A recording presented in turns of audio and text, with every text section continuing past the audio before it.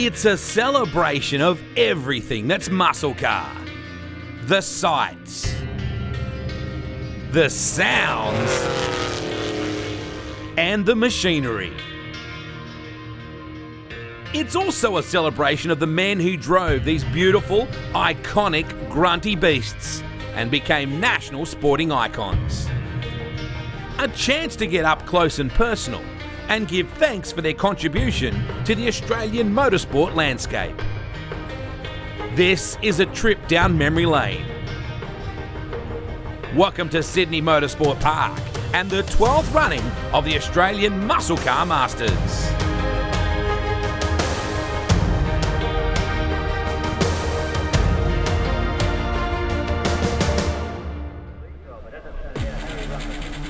Hello and welcome, folks, to Sydney Motorsport Park for what will be a fantastic day. The memories will be as thick as molasses and the mile per hour will be monumental. And speaking of which, when it comes to monumental, Luke West knows muscle car racing inside out. Westy, great to have you on the show, mate. Wade, a big day out, the 12th annual Muscle Car Masters, and I can't wait. It's an amazing event. It's steeped in tradition, and it really is steeped in tradition because there's no event that has a bigger celebration, I don't think, of muscle car racing than this weekend. Yeah, it's the best of historic racing and also retro racing. So we're not locked into those usual historic categories, so we've got lots of different cars put on a show today. Looking forward to a massive weekend of racing. The weather is going to be fantastic, I'm sure. Let's get into it. Australian motor racing has been blessed to have a number of racing dynasties. One such family now spans across 3 generations, and that belongs to the Setons. Many have been fortunate to have witnessed the talents of Barry and Glenn Seton over the years, and now Glenn's son Aaron continues to carry the family tradition proudly. And the Muscle Car Masters is the perfect meeting place to bring the 3 generations together. Hi, I'm Aaron Seton, and here we've got 3 generations of Setons. So, Dad, what are you doing here at the Muscle Car Masters? Well, I've come along to beat you, mate. We're in the same race, having a lot of fun together, but more so that this event really attracts, I suppose, the era of motorsport started back in the 60s, which is where pop started. So, no, I enjoy these old style cars. I enjoy this style of motorsport because it brings me back to when I was a young child and what motor racing was like. And to be able to compete against you is very enjoyable as well. So, yeah, that's the main reasons I'm here. So what car are you driving here? Well, I'm driving this beautiful Kumho behind me, owned by Peter Sportelli. It's actually a lot of history in this car. It ran with Brian Thompson back in the 60s, so it's an original car. It runs in the NC category, which is amongst the Capris and the Monaros and the Camaros and the Mustangs and things like that. So pre-72 cars, good fun. A lot of work to drive because you've got to remember that they're mechanically a little bit fragile and are quite difficult cars to drive, but very enjoyable at the end of the day. So what are you doing here at Muscle Car Masters, Pop? Because I come every year. You come every year? And I enjoy it. That's all I've done all my life, so I really enjoy coming to Muscle Car Masters. That's great. So who are you going for? Are you going for Dad or I? I'm going for the both of you. Going for the both of us? That doesn't count. Yes, it does, because I'm too old to worry about me. All I've got to do is bring the next generation on and bring him on good. So which one's been your favourite race so far? My best race has been winning the long race at Bathurst, the 500-mile race, which eluded Glenn, but that's not because he's not the best. He is the best to win that race. Hopefully we can do that in the future. Thanks, guys, for being with us here at Muscle Car Masters.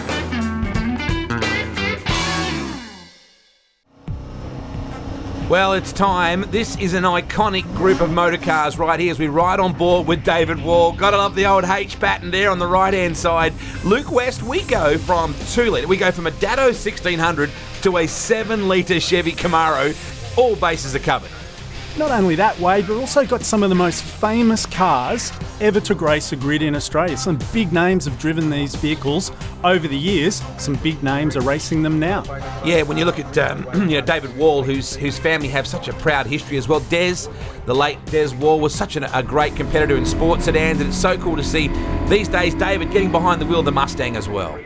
Great shot of Glenn Seton, and we are underway. Look at the Tirana get out of the hole there, Luke. Yeah, got a great start, the white XU1. So did Seton, pokes his nose out in the Brian Thompson. Camaro goes round the outside of David Wall, who will emerge through turn number 2 in the lead. Look at this, all the turns lock to lock on David Wall here inside the Mustang. Seton on the outside. They're side by side for the first. The Torri's gone a little bit wide. We've got a Capri in there. You've got Mustangs, Tiranas, a Camaro as well, and Wall retains the number 1 position. And excitingly, Wade, that is the very car that Pete Gagan won 3 consecutive Australian Touring Car Championships in, 67 to 69. I just remember that iconic shot of Gagan on the right rear wheel coming onto the main straight at Oran Park, one of the truly iconic photographs from that era. Yeah, got some crazy angles, didn't he? So in that Mustang, win ratio, ridiculous win ratio, particularly when we considered it was up against the likes of Moffat's Mustang. The Charger in there as well, bright pink. Hey Charger, the number 93 car making its way through here as well. You can see why people just flock to see this kind of racing these days. It just casts you back to a really happy time in a lot of people's memories when they were growing up. They used to stand around at all these iconic circuits, Symonds Plains, Oran Park back in the day, Amaroo Park, places like that, Luke. Yeah, and some of the blokes that were actually hanging over the fence back in the day, the guys behind the wheel now. David Wall out in front from Glenn Seton, John Bow. So 3 drivers competed at the very top. Apex Replicas bringing us your Group NC race here today at Sydney Motorsport Park. We come back onto the main straight and Seton was a busy boy checking the mirrors. Certainly is. He's aboard the Peter Sportelli Camaro. Doesn't quite have the mumbo to try and draw up behind David Wall's Mustang. Now that's what he was looking for. I think that might be John Bow directly in behind him. And you saw the GTS steering wheel when we had the onboard shot of John Bow before. Bow all over the back of him in the big, gotta love that, TAA and Total down the side. Actually, he's the teammate to David Wall, so both the cars in first and third. So that's David Wall and John Bow, owned by Wall Racing. So the ex-Bob Jane, Monaro, we're on board that car now with John Bow. And here's another of these famous cars that competed for the Australian Touring Car Championship and then later on in sports sedans back in the early 70s. I love how narrow the steering wheel is. You can just see Bowie, without a doubt, one of the most iconic drivers in Australian motorsport history. As we take a look at the Charger, big, heavy, cumbersome car compared to, say, right there, the Capri just running through, the little Tiranas, which was so dominant in their time, and of course the GT Falcon. Yeah, John Burke aboard that Charger, and if you're going to have a Charger, you don't want to have a white one or a silver one. You want to have the hilarious colour, don't you? Here's a look at the replay right now. You can see JB just bogged it down a little bit just then. And man, this is where Seton got him on the outside and Wall was able to hold sway. I thought Seton for a second. This is a great start. This is classic Glenn Seton. Very true. Actually, you don't see John Bow make a dud start very often. It wasn't a particularly bad one. It was just Seton got a really good one. And by John Bow standards, he kind of curses himself, doesn't he? Because he is so very good at everything he does. You're watching the 2016 Muscle Car Masters here at Sydney Motorsport Park. Wade Ornger and the editor of Australian Muscle Car magazine, Luke West, joining me in commentary, a man who lives and breathes this incredible era. For any kids that are watching, TAA was an airline in Australia back in the day, Luke. Was indeed. Glenn Seton now just finding himself dropping off the back of that 302 powered V8 of David Wall, and you see there the glance into the mirror, so he's more concerned with trying to keep John Bow behind him than trying to catch the leader, I reckon. And as you would expect, Glenn running the open face helmet as he always did. You always knew on the onboards exactly what he was thinking, didn't you? You can see Bow riding behind him once more. Tirana here, 202 entry just peeling into the right-hand side, and the Mustang just in behind. NC class, huge field, well over 25 cars here today. Yeah, great variety when you get down the field a little bit. You've got the Capri, got the Hemi 6 for the Charger, got an RX2 out there too, and then the 6-cylinder XU1, all sorts of makes and models, and also engine configurations too. Oh man, as a Ford fan, my blood just absolutely runs right down the middle when you see a GT HO. You saw the HO Power number plate just right there. Great shot as they work their way in towards this first race of the day for our Muscle Car Masters. The Tirana was such a lightweight little car, wasn't it? Yeah, it certainly was. If you just squint a little bit, you could swear that it was Bathurst 1972 with the Phase 3 up against the XU1. And of course, it was a wet day that day, and it meant that gave a bit of advantage to the smaller car, with Brock winning his first victory there, but in the dry conditions, much harder for the Tirana drivers today. It really had Alan Moffat's brow furrowed back in the day when the Tiranas emerged, didn't they? They're just a great little car, extremely nimble and very, very powerful for a car that size. We're looking at Mark Blythefield in his battle. We were looking, and now we go to this. I love that magenta, the magenta coloured Charger. And he's now zooming in on the Capri. Got those famous Cologne blue and white. Remember the old Cologne Capris? Cologne blue and white, I like that, Luke.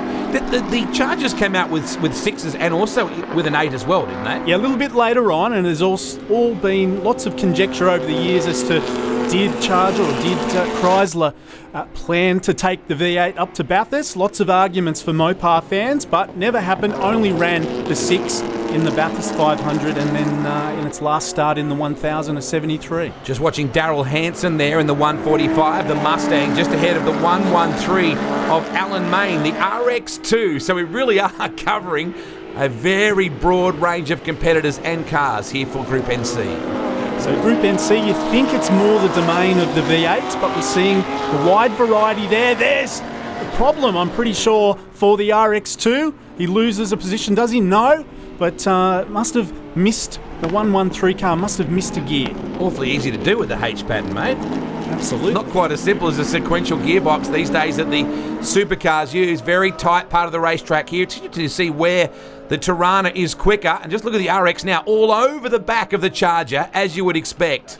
You'd be thinking the Charger's brakes are beyond its best, but similar thing would be happening to the Mustang there as we get towards the end of this race. Beautiful conditions for racing here today. The Muscle Car Masters weekend is certainly steeped in tradition. We're up to 12 of them now, so well over a decade's worth of this concept. Where did it start, this whole idea? Well, it came off the back of the boom of interest in Australian muscle cars and American muscle cars now, as we see the Mustang get ahead of the Charger. And that was, remember, back in about 2000 and 2002. And then from there, explosion in values as we see the fight back from the Charger. Yeah, the 93 car of John Burke, the RT, just closing in, bit of flame out the side there as well. We're into the final lap of Group MC, brought to us by Apex Replicas here at the Muscle Car Masters weekend at Sydney Motorsport Park. Yeah, just to finish off on my point, so about a dozen years ago, explosion in values of these cars. It spawned Australian Muscle Car magazine, and it spawned also this fantastic event held at Sydney Motorsport Park. Great job by this guy, David Wall, a modern-day V8 supercar star and certainly a second-generation racer. His dad, Des, I'll always remember that very, very cool sport sedan. Main straightaway, working the wheel pretty hard, got the tail out. Nice job, and he'll be a very happy man. The Apex Replicas on board sees David Wall. Listen to that. Oh, love that sound. He actually buttoned off towards the end.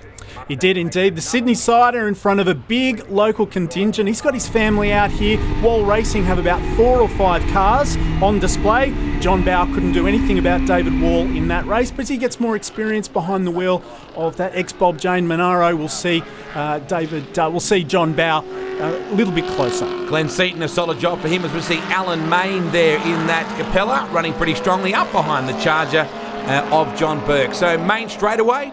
Final top 10 positions being solidified here. Checkered flags out for Group NC. Brought to us by Apex Replicas. Good finish, some lively competition early. As we look at the results right now, it's Wall over Seton and Bowe. Brad Tilley actually got himself up into 4th. Aaron Seton, nice job. Quentin Bland, Daryl Hansen, Johnny Burke, Alan Main, and Greg Luca rounding out your top 10.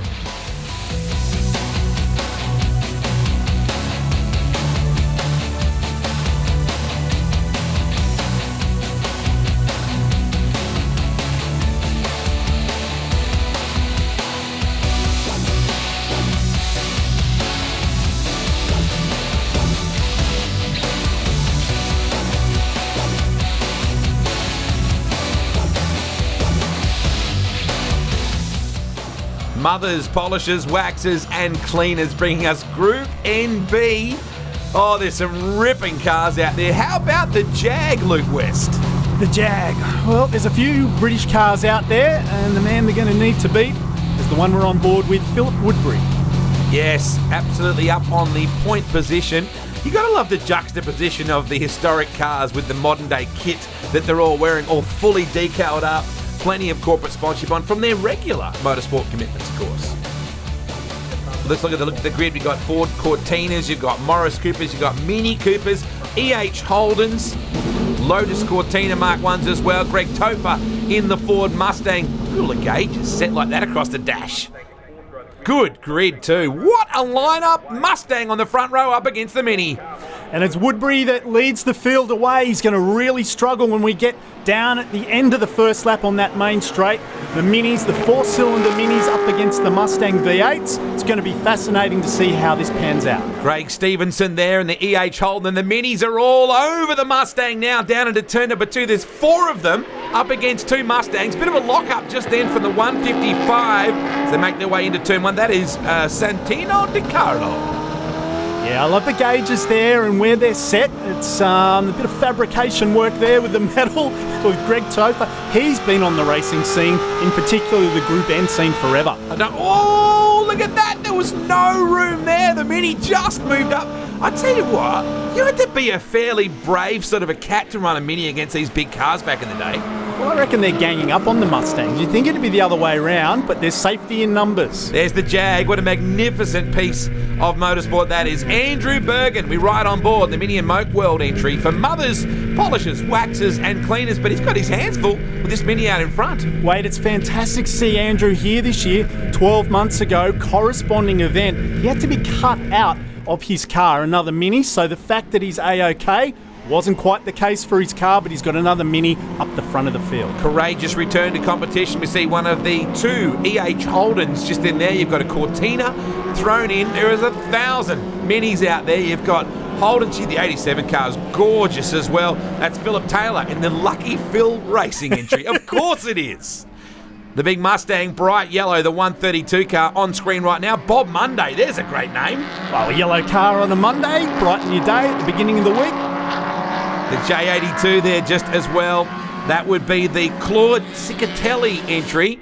And don't the crowd love these little Minis? It doesn't matter what era you're from. Everybody loves to see Mini. And now that is just outright horsepower. You can't do anything about that Minis. You have to work for it in turn 2. Well, that's just outright depressing if you're a Mini driver. Yeah, but look at this now. Look at the comeback towards turn 2. Under brakes. These are where these cars were just lethal, weren't they? Very much so. Woodbury's green machine there, carrying car number 13. That, of course, is significant for Mini runners. It was number 13, 13C, the Bob Holden and Runno Altonen drove to victory in the 1966 Gallagher 500. The big event, the big success for Mini in this country. The EH's gotta love that. I guess for kids watching this, that's actually the gear stick up there on the column, a column shift. And, you know, we take it for granted, Luke, because I remember Dad driving that sort of stuff, but for kids now, they'd be going, what's he doing up there with his left hand?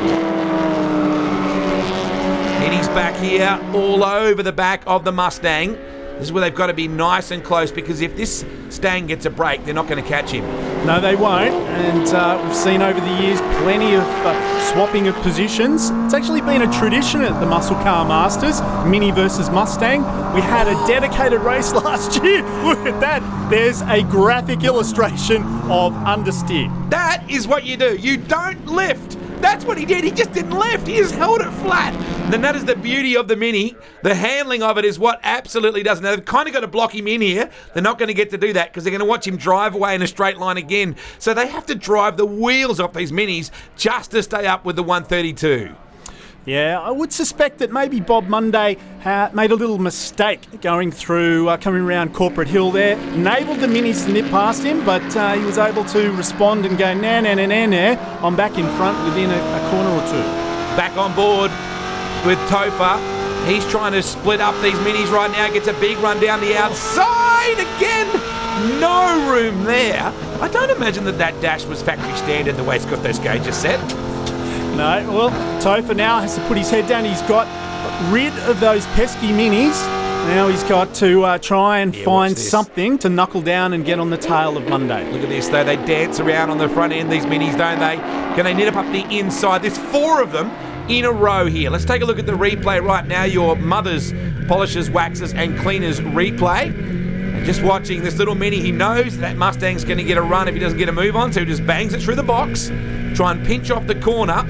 And look at it. Look how close they are through the mirror. They're all over him. You don't reckon those ripple strips, you get a bit of vibration through there as well. This is a great pass.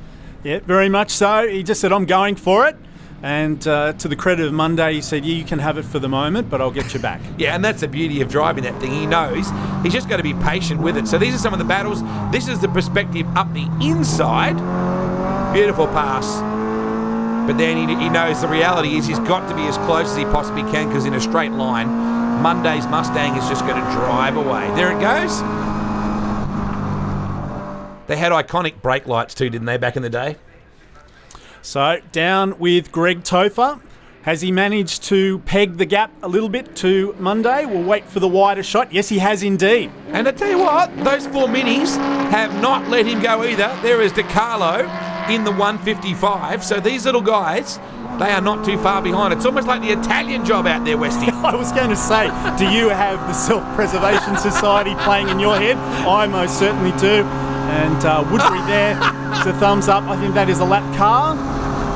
I don't know. No, I think he's just having a ball. I think he's just having a good time. Okay, it's one of the front runners now experiencing some problems. Here we go. Up the inside comes Topher. Gorgeous looking pair of Stangs here. Perfect pass. Now, can he get across?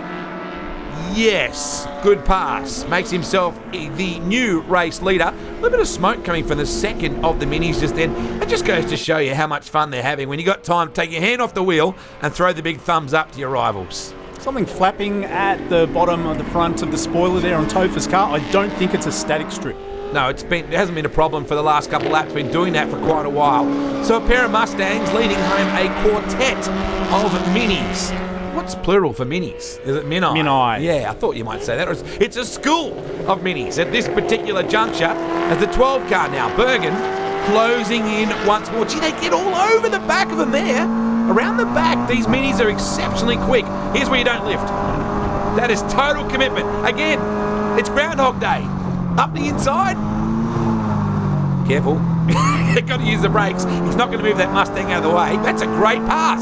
Yeah, bad news for Monday because he was starting to think about making a move on our race leader, Greg Topher, and had to give way to the Mini. And car 209. Yeah, 289 actually. 289, Michael Rose, my apologies. The Rose's Cafe entry. And here's a replay of this pass for the race lead. Just from fourth, back into second. It's like the, you know what, in a shirt sleeve, isn't it? The old H pattern. Certainly pretty loose inside that operation. You're working the wheel. Seems like they have to really drive those cars a lot harder back in the day. They certainly didn't have the performance characteristics that the modern day supercar or touring cars do. Still, that smoke pouring out of the 12 car of Bergen. Maybe a slight problem there. Good pass, however, on the inside for the 62 car of Chris Collette in the Coastwide CustomCars.com.au entry. Is that a Galaxy? It is. Oh, how good is that? That is a very, very big car in behind the Jaguar as well. Imagine driving one of those things back in the day. 7 litres and has a Lotus Cortina right on his tail.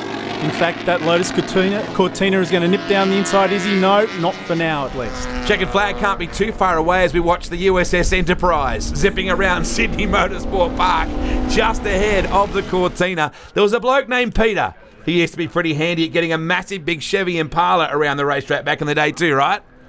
The legendary Peter H. How good was he? I used to tune in just to watch him. Checkered flag not too far away, and this has been a good battle. The minis have really served it up. Not quite going to get the job done because the straight line speed will be the killer. But Philip Woodbury, nice job. Monday, however, and Topher will do the job. But that's a good race. Certainly is, and you always see the Mustangs. They have something in reserve for that run down the straight, don't they, to the finish line. So 2 Mustangs lead across the line the 4 minis. And good news, Bergen was able to cross for 5th place. Toe for the winner from Monday. Woodbury, Collette, Bergen, DeCarlo, Draper, Berry, Burns and Stevenson rounding out your top 10 for mothers. Well, after that, we'll take a collective deep breath and come back with plenty more after the break with the Group S sports car race. But before we do, check out the guys at the Car Club Corral, a huge array of drivers who are basically spectators and car enthusiasts out on track to get their rocks off. We'll see you after the break.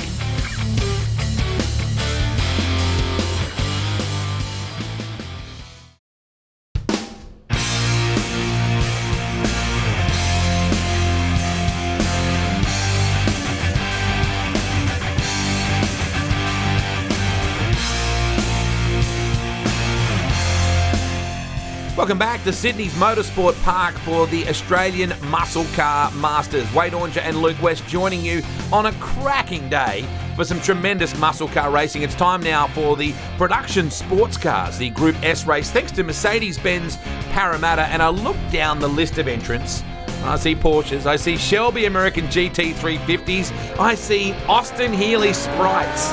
There it is on screen right there, and it's listed as mustard, that colour. Yes, and the best of the 50s, 60s and 70s here. Sounds like a classic hits radio station, doesn't it, in terms of production sports cars? And we have a cracking race ahead of us. I thought you were going to go all Austin Powers on me. I'll behave, baby. Some great cars out there and a really great mix of European and American muscle out there as well. Some MGs as well. That'll always make my dad happy. Triumphs, Porsches, Alfa Romeos as we go on board with Tony Karanfilowski, who will be known throughout the rest of this race as Tony K for me. And the Porsches get underway, and as you would expect, they sprint off into the distance, a whole gaggle of them moving in through turn number 1. The 911s with that very distinctive Carrera sort of whale tail fin on the back of them. Them spoilers dominant here. First, second and third straight off. Mercedes-Benz Parramatta bringing us your Group S sports car race. And the man who's jolly on the spot out in front is Jeff Morgan in the bright green car as we go on board with Tony Karanfilowski. Nips down the inside. He's got that gorgeous Corvette. It's a very tailored Corvette. And ahead of him. You have to put the word, it's almost like it's hyphenated. You have to put the word gorgeous before the word Corvette. I'm a Ford man, but I love a Corvette, and that thing is wild. There's an Alfa in behind. Whenever you think Alfa Romeos in the modern day, you always think about that fantastic team out of Western Australia, the Ricciardellos, that have been such great marquees for that brand over the years. A little bit more removed from that vehicle, however, in the sports sedan ranks. Love the Datsun 280Z there of Wayne Potts, the traditional Nissan colours of red, white and blue. So the Porsche's doing a nice job at the moment. Your race leader is the 41 entry of Jeff Morgan. And you just got to love it's interesting how they all come together. We go back on board here with Tony. We're dealing with such a wide variety of engine capacities and driving styles, and yet it all seems to work. There's some really good battles going on here. Oh, up the inside. Don't mind me. 27 Porsche just in there as well. Wayne Seabrook. And he's got the 35 of Richard Watts. Peter Boylan also in this field as well. That's a guy who had a lot to do with motorsport over the years. Has indeed. Production cars predominantly. We go on board now with the Corvette of James Constantinos. Listen to this. Oh, I even love it when it just comes down the rev range. It just sounds good. And how about the dashboard on that sucker? Well, he really wants to know what revs he's doing, doesn't he? Look at the size of that gauge. That was massive, wasn't it? It was like a rapper's clock. Amazing. Porsche's first, second and third, but the Corvette is making its way here. Looking very good indeed. And likewise, the 69 now, Brett Smith in the 280Z. So more conventional dash there for Karanfilowski. Car 88 as he tries to reel in that Porsche ahead of him. Over the top of the crest we come. You're watching the Australian Muscle Car Masters, Mercedes-Benz Parramatta. Fantastic spot to live is Parramatta, and the guys are working very hard here at Sydney's Motorsport Park. This is a replay of Constantinides in the Corvette. This thing just gets down to boogies, doesn't it? Oh, the MG has no hope, nor does the Alfa there. Actually thinking, you said like a rapper's clock. I was thinking more like that gauge is more like the medallion around your neck. It's got so many gauges on there. Just see the shift light. Whoa, hang on. Uh-oh. What's going on there? I just saw the yellow light come on the dash, and we've given him the ultimate commentator's curse. This battle continues to rage. The 41, 27, and 35 respectively. Jeff Morgan still doing the job in the Porsche Carrera 911. What I like about this class, Wade, is it's like being at the racetrack in the 1970s. You'd get the touring car races, you'd have the open wheel races, and you'd also have the production sports cars. So just a typical day out at the races, just rewinding the clock 40 years. Richard Watts having a really good crack at Seabrook now as well. We have to go a little bit further back to our next group of cars. Nice dry conditions here today for the Australian Muscle Car Masters, which really helps when you're dealing with probably race cars that don't get out a huge amount, I wouldn't think. Are most of these cars sort of racing regularly throughout the season, or some guys blowing the dust off and coming out for a skid? No, I reckon most of them, well, I know for sure that most of them are seasoned races, seasoned in putting together not so much a championship, but they go to the major historic meetings, be it Phillip Island Classic, be it the Muscle Car Masters, and everywhere between. This is a really good battle. Top three, nothing in it at all. And then I think you go back to the 69 car, the Pacific Environmental entry of Brett Smith. He's the next one through, and he's got the candles on, trying the Intimidators. He's a little bit too far back at the moment to have any impact on this three-way battle for the lead. Yeah, Jeff Morgan out in front in this race in his Porsche, and that's pretty much where you expect him to be. He's been on the racing scene for years, all about Porsches, and now he's got his hands full as Seabrook comes down the inside. You can see him checking the mirrors. Morgs looks a little bit nervous. Plenty of good battle going on here, and still, you can't write off the 35 either of Richard Watts, the Watts racing car. Now, he's going to get up the inside if Seabrook leaves the door open here.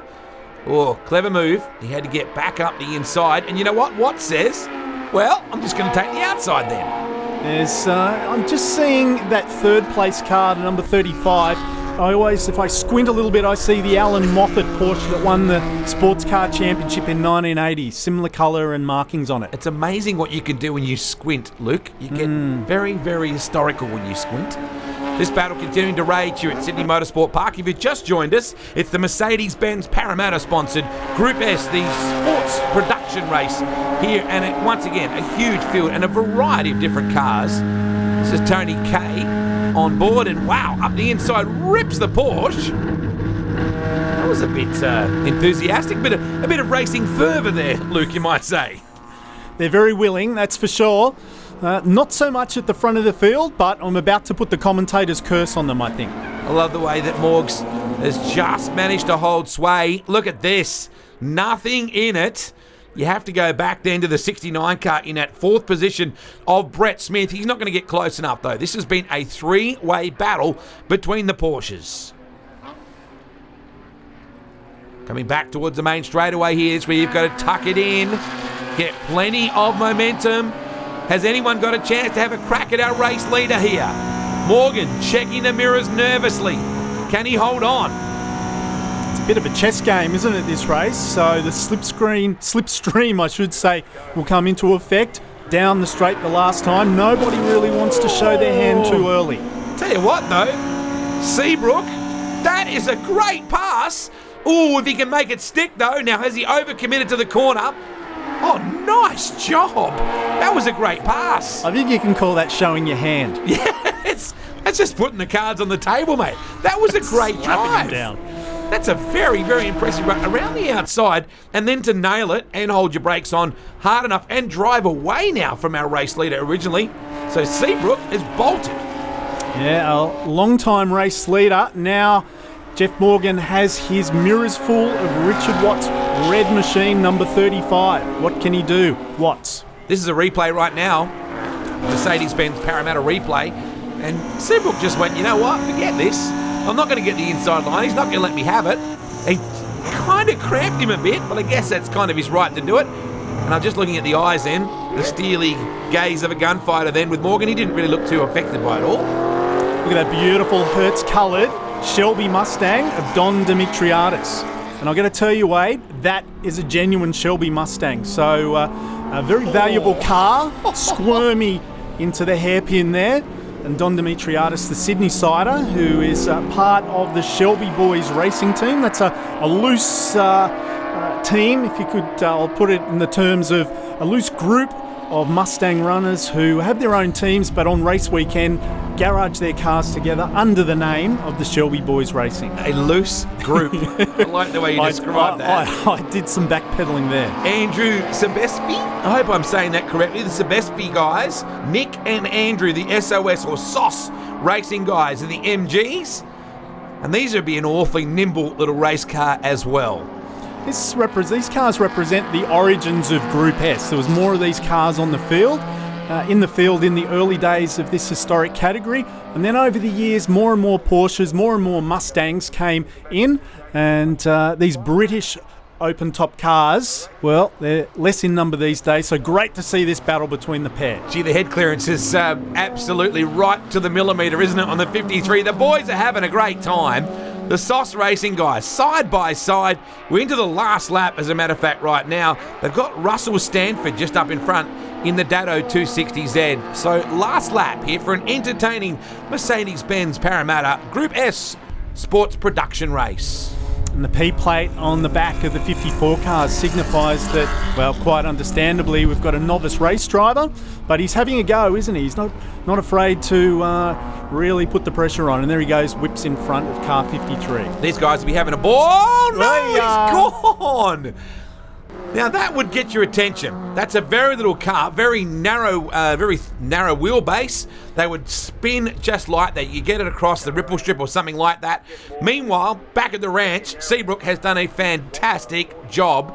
Just, I think, holding on was the 41 then of Jeff Morgan. So we continue to see this battle raging. And that's Peter Boylan in the 37 Carrera just there. Yeah, they've not been able to drag back the Mustang, the Shelby Mustang of Don Dimitriadis. And now they'll have their sprint to the flag, and the MGs nipping at their heels. Nicholas Taylor there right in the middle of all that as well. I love the Martini sort of racing style stripes on that. Double checkered flag is out. It sees the win for Wayne Seabrook over Jeff Morgan, Richard Watts, Brett Smith, Dougie Barber. Good job. Wayne Potts, Brian Taylor, Don Dimitriadis, Peter Boylan and Nick Taylor rounding out your 10. Hope you've enjoyed what you've seen so far. The good news is there is plenty more column shift corralling and H-Baton heroics coming up after the break. Luke West's favourite categories are up after this. It's Heritage Touring Car Racing from the Australian Muscle Car Masters. It was a golden era of Australian open-wheeler racing many people still fondly remember. Formula 5000 brought together loud and thumping V8s with open-wheeler chassis that had big tyres and wild aerodynamics. Fast forward to now, and the sight and sound of a V8-powered open-wheeler is set to make a comeback. Formula Thunder 5000 is the 21st century adaptation of the popular 1970s category, and it makes its first public appearance at the Muscle Car Masters. Well, it's a modern open wheel car that we've tried to create with carbon fibre technology in terms of the chassis, but with a wish list of things that you'd like to see in a car that the public would like, and several of those hark back to the 70s era. So we've got a V8 engine, big wide tyres, and I suppose limited aerodynamics, so that the car's a challenge to drive. Formula 5000 back in the day was actually pretty much Formula 1 car, but with a V8 production-based engine in the back of it to create something economically. And Australia and New Zealand in particular have been V8 countries ever since. Well, I don't think it's just me. I think the Australian motorsport public remembers that era very, very fondly. I think it was the last time that the Australian public got really, really into a domestic open-wheeler category. And so creating something that with some similarities to that was an obvious thing to try and do. Sitting in this new era 5-litre car, it'll be a more rigid car, less ride height, more aerodynamics. So an exciting car. I'd be keen to discuss the concept with anybody that's interested, to come to Chris Lambert and take an interest in his project. In an agreed form, I think it'll be okay. The circuits are much safer now, and provided backers can be found to support a series for them, the cars will appear from everywhere.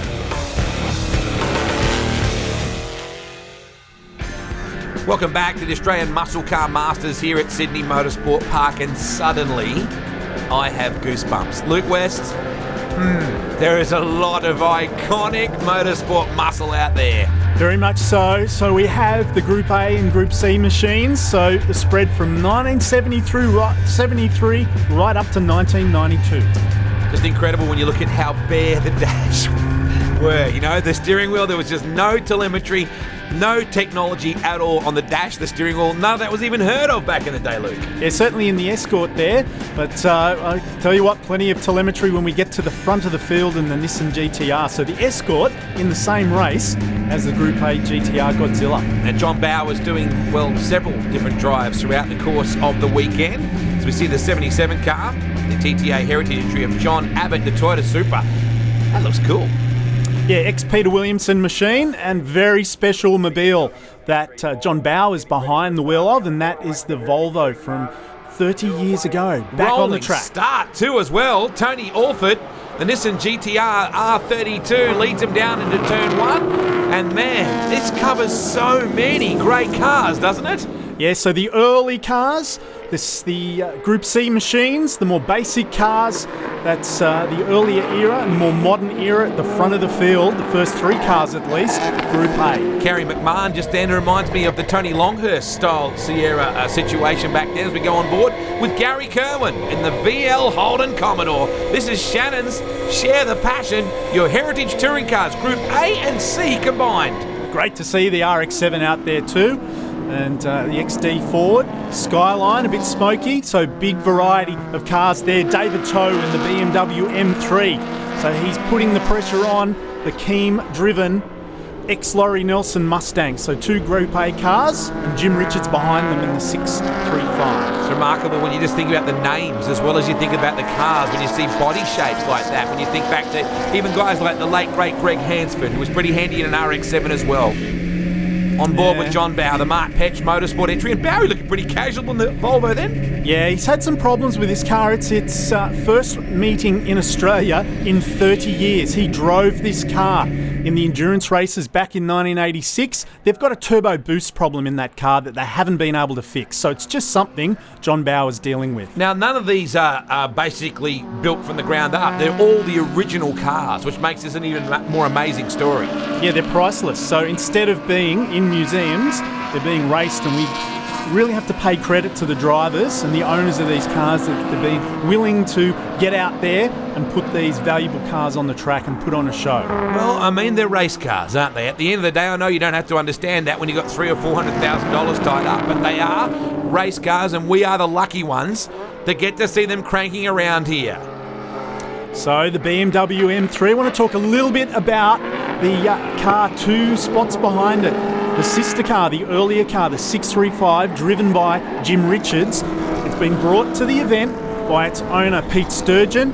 And if you want to get a good driver for your BMW, who do you put behind the wheel? Then, well, none better than the original driver as he darts down there, down the inside of Greg Keem in the Ford Mustang. Jim Richards behind the wheel, being reunited with the car that he drove over 30 years ago. Now we just need some pouring rain, and Jimmy will be absolutely untouchable because he was known as the Rainmaster, wasn't he?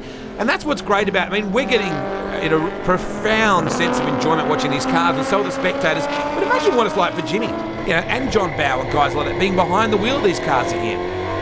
Gary Kerwin, so one of the Group A cars from the late 80s, the VL Commodore, putting the pressure on a car that's about 10 years, early 80s car, about 10 years younger.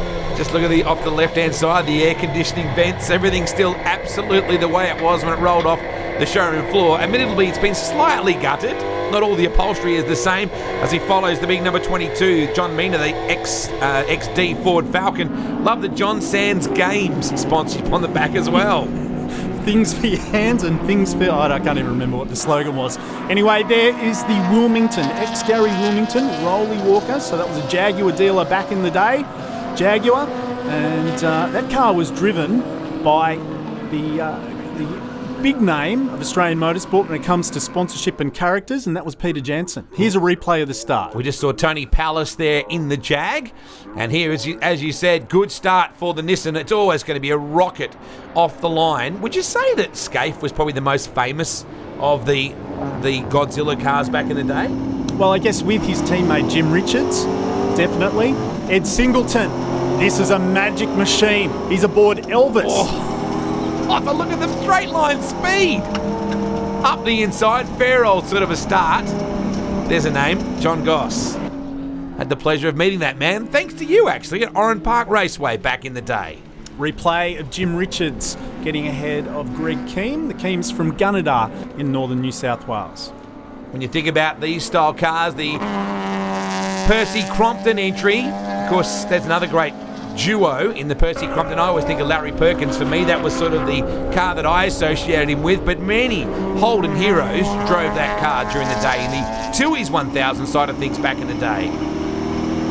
Yeah, so 2 cars being run by Ed Singleton this weekend. He's been aboard the Falcon, the ex-John Goss car. Now he's aboard Elvis, the STP Commodore. You can see that it doesn't quite have the size of the Falcon XC hardtop, so must have had some issue with the Falcon. He's climbed aboard his other ride, Elvis, the ex-Alan Grice STP Commodore. And called Elvis because it had more hits? Correctamundo, Fonzie. Yeah, rightio. I love the size of the rear tyres on the Falcon back in the day as well. The big tubs, they just look tremendous, these cars. The Blues Union sponsorship, Sands cards as well, as we see the Jag parts, McFarlane Generators entry of Kerwin climbing all over the back of him. Oh, Ford versus Holden, the way it used to be, Lukey. Yeah, John Minner in the number 22 car. That car was originally run by one Rusty French, who is now the principal co-owner of ProDrive Racing Australia, the leading Ford team in the Supercars Championship. And Rusty is a massive car enthusiast across many different levels. Actually owns a couple of the Donny Shots sprint cars as well. Whatever goes fast, Rusty's usually got a couple somewhere in a garage. Looks like a bit of moisture on the racetrack a couple of times. Just saw a little bit of dampness just then into turn at number 1 and 2. As Kerwin has got away now, as we see this battle between the RX-7 and the Commodore.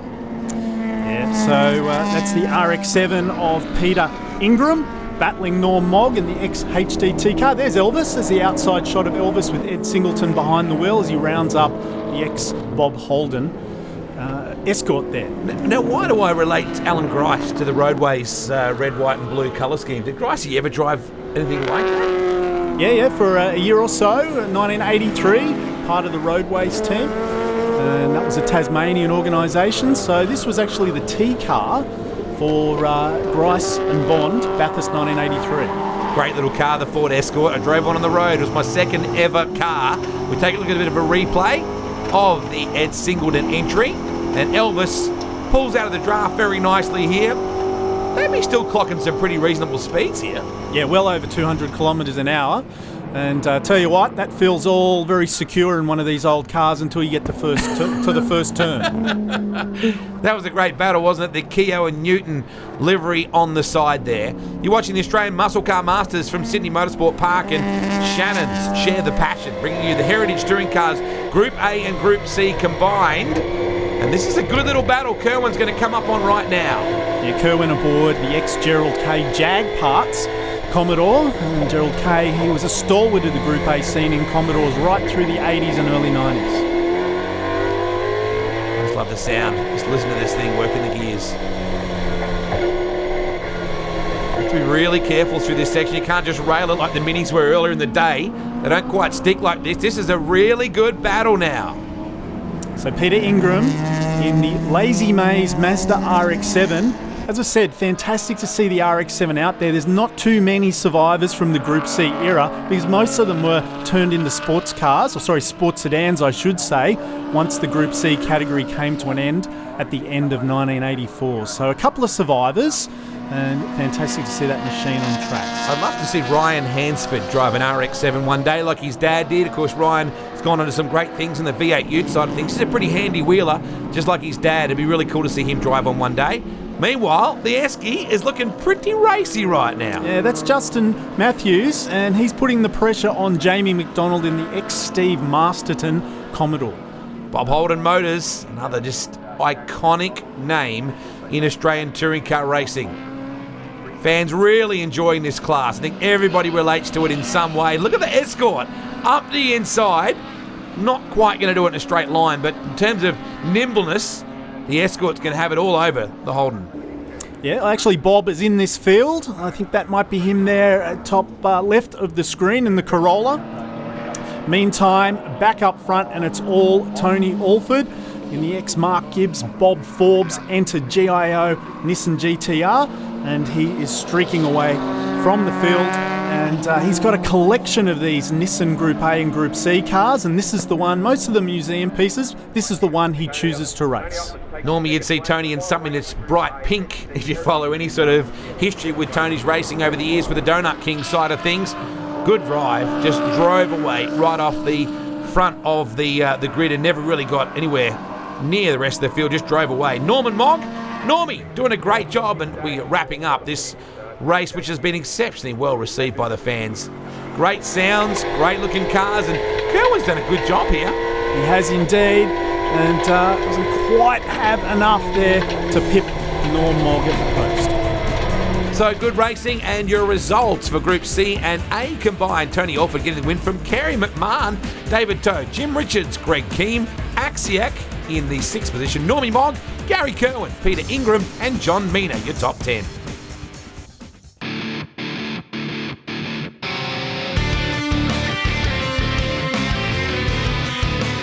It's been a few years for me actually since I've been to this event, so it's always great to come out and have a look at all the great cars that are here. So yeah, doing a bit of work with the Volvo GRM team, but yeah, looking forward to enjoying the day at least. Yeah, awesome. Yeah, amazing to see so many good cars and so many cars that are in such good condition as well. So yeah, pretty awesome. Probably the Pete Gagan Mustang's pretty cool. Just a cool car, something that yeah, I'd love to have a go at. But yeah, look, you know, it's looking nice in the display cabinet over there, so we'll leave it there. Geez, that's a tough one. I don't think I could narrow it down to just one. I'm too greedy. You know, even things like the JPS BMWs, you know, the 635, but also the 3 Series of Jimmy Richards' car. There's so many iconic cars here at this event. It's great to see. So I'm not going to just narrow it down to one. We're going to duck into the pits, so why don't you? But after the break of the Australian Muscle Car Masters, we celebrate 1966. It was a remarkable year for the Bathurst race. What was that? We'll tell you after the break.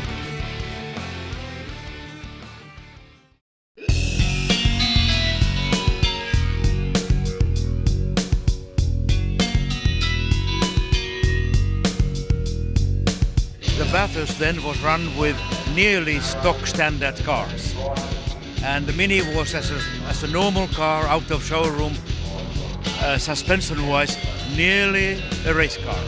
Bob said it's a long race, we need, you know, tires which will last as long as possible. Normally in racing you take a soft rubber compound because you have more traction, and we agreed with Bob, take the hardest possible ones. Bloody hard work, but I was lucky enough to be in an awkward position actually, because you imagine the stress and strain of being partnered with a world champion. When I rang him for the 40th 10 years ago, he said, "Why you ring me?" And I said, "Well, I'm just ringing you to thank you for the accolades that I get because of you winning Bathurst." And without a blink or a think, it was the case of, no, it was your race, not mine. All I did was drive. It was your preparation and strategy that won it for us. Well, of course, you know, it's a nice feeling, and it's surprising that all over the world when people see a Mini, whether it's old or new, they all smile. It warms my heart really much. Welcome back to the Australian Muscle Car Masters. This is going to be amazing. It was 1966 and Mini had its first and only major victory at the Mount. Luke West, I know you weren't there for it, but I know you've researched the heck out of it. What happened? Well, a fellow by the name of Bob Holden was an Aussie guy, of course, still on the racing scene, won the race with Finnish rally ace Renault Altonen in car number 13. And it was never duplicated after that. No, it was the start of the V8 era for 67, but Mini got that race win in. And speaking of Mini, the modern adaptation of Mini is alive and well in Australia. They're selling new models all the time. I've driven them. I called the Mini Challenge for several years as well. And this car, the world has had a love affair with Minis, and we're about to fall in love all over again because there are thousands of them out there in this field. Yes. Look at this! 23 to be precise, and the man they are trying to catch is Graham Russell in that orange car with the red stripe, number 84. So we're talking 64, 63, 70, 68. There's a plethora of different year makes out there, and this is going to be a great race. You talk about competitive, you can't afford to scrub off any speed here, you're going to get eaten alive. And if you catch a glimpse of car number 270, it's actually an Austin Cooper S. There you go, Paul Battersby. Look at this field back here. Oh! That'll get your attention. They wouldn't handle the ripple strips and the agriculture too well, I wouldn't think. Because there's such a nimble, narrow wheelbase concept, they'd be very twitchy. They would indeed. And so they've come from far and wide this weekend to celebrate that 50th anniversary of the Mini's victory at Bathurst 1966, and to salute Renault Altonen and Bob Holden, who are here this weekend. That is way cool, isn't it? That is just a tremendous thing to happen. Look at this field. Just incredible. As we were talking earlier throughout this weekend, people of all ages have just had a fascination with this class. To think that the courage it takes to wheel one around somewhere like Bathurst is just remarkable. This thing's a weapon. He has been very, very quick, but Russell has him covered just at the moment. Yeah, the other thing we need to be mindful here, there's a very special trophy on offer, Wade, and that is for the Bob Asher Memorial Trophy, and that's a nod to the popular Group M Mini and Valiant racer who died 10 years ago, and he was a real stalwart of the Mini ranks in Group M. Trouble for Andy Bergen, the Mini and Moke World entry. You can see he's got all sorts of problems. They are railing him on the outside. This battle for the race lead continues, however. The 84 car is still your leader, the Russell Engineering entry of Graham Russell, the 68 BMC Cooper S. And look at Philly Woodbury. He is just about got his arm out the window trying to grab a hold of that race leader. He's right into it, isn't he? Look at the head down. And for sure and certain, if there is a mini race or minis in a race, one of those minis will be car number 13, because that's the race number of the Bathurst winner from 66. Look at this little scrap going on here, the 155 on screen of Santino Di Carlo. Probably not anywhere near as exotic the way he says it, but I just tried it then. And just watching the 37 car in that battle with him, Henry Draper in the 64, Morris. Now, I noticed before we had the shot of Woodbury, it looked like the speedo was actually disconnected. I didn't actually see any sort of readings on that. It'd be interesting to know what kind of speeds they're reaching. Replay here of Woodbury, they bog right down the line, don't they? They don't exactly leap off the line. They weren't overly endowed with horsepower, were they? Now, these guys are all going, where are the Mustangs? Oh, that's right, there are no Mustangs. Phew. Oh, man, they don't like the ripple strips at all. It's almost like a kart driving position, isn't it? They're right up over the wheel. And watching the 12 and the 86, respectively, of Andrew Bergen before he had problems. And also throw in Jason Humble in the Matt Russell Racing Engines entry. Here's Mark Broadhead. Oh, this is great. Everywhere you look, there's a battle going on. You'd have to come back in with a huge grin after running one of these cars in this remarkable celebration race. And the Minis, of course, they competed for the Australian Touring Car Championship in the early days, through to the early 1970s. Jeez, that's a big move around the outside then, and then back to the inside. 37 car, sweet job, Henry Draper. Got that thing running. Comes up behind the 45 of Daryl Hayden. It's a 4-car battle in this 50-year celebration of the first and only win at Mount Panorama for the Minis. Look at Draper. He's not scared to wheel this thing. No, he's not.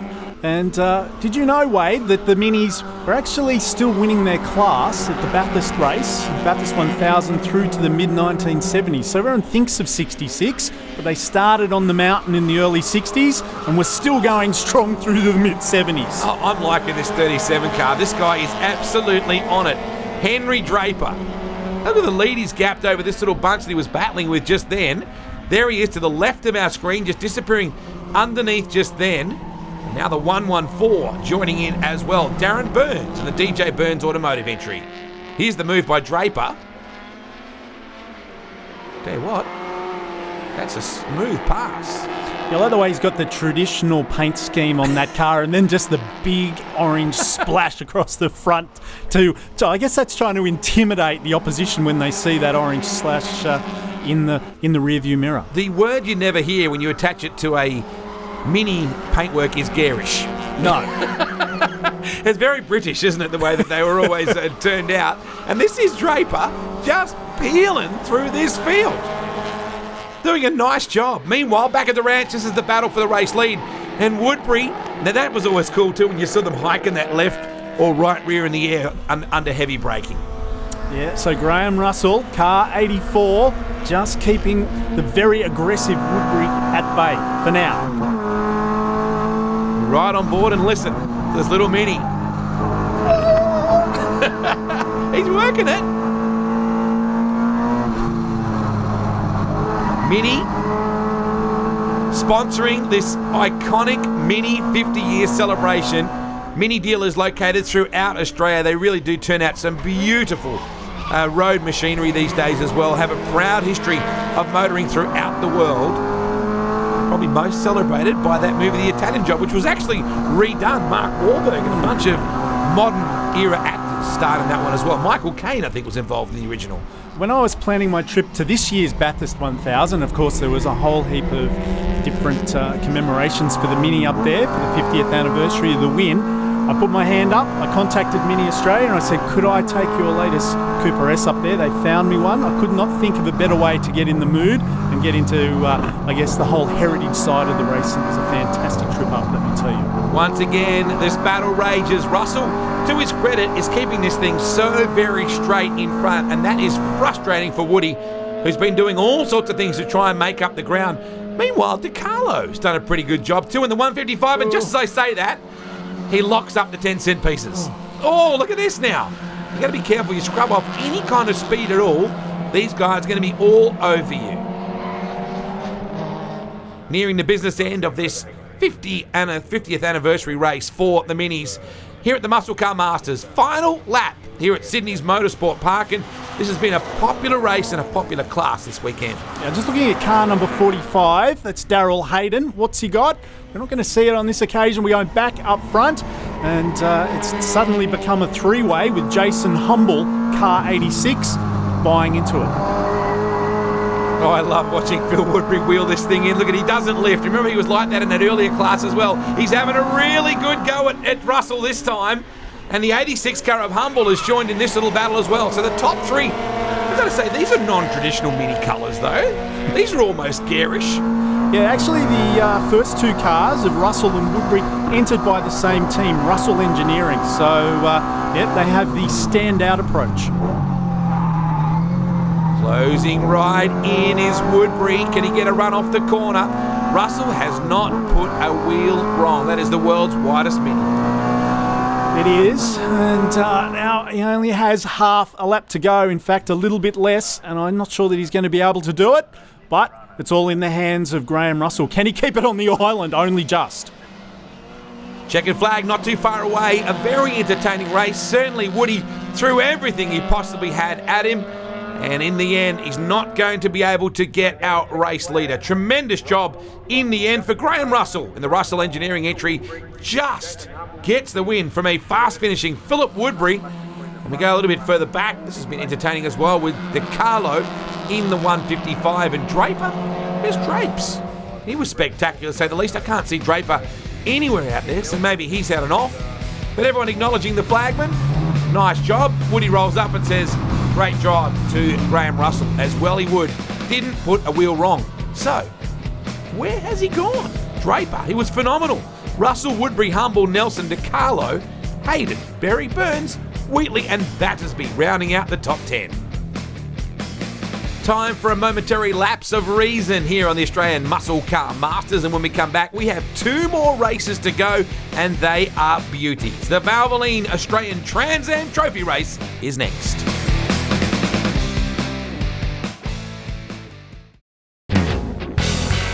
The island state of Tasmania has produced a number of highly successful racing drivers over the years. On that list of champions is 3 times Australian Drivers' Champion John McCormack. McCormack achieved much of his open-wheeler success aboard Elfin and McLaren machinery, but it's his exploits in the sports sedan category that he made an indelible mark upon many racegoers. The Unipart Jaguar XJS was wild in both looks and sound, a complete contrast to the quiet nature of the Tasmanian. But the big cat and himself were a formidable combination. Now owned in its original form by Mark Trenoweth, McCormack has fond memories of his time racing the Jaguar. Well, it was raced in the Australian Sports Sedan Series in 1980, but it was a huge task. We had to develop the V12 engine as well as develop the car.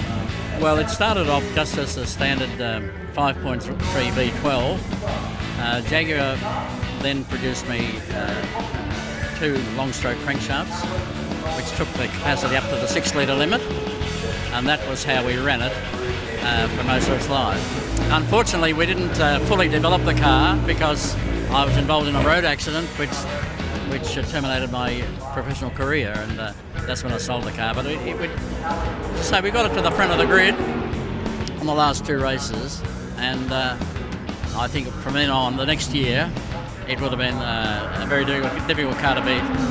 Mark bought that off me in about 1981 or 2, and he's campaigned it ever since. And we keep in close contact, and I'm here supporting him this weekend.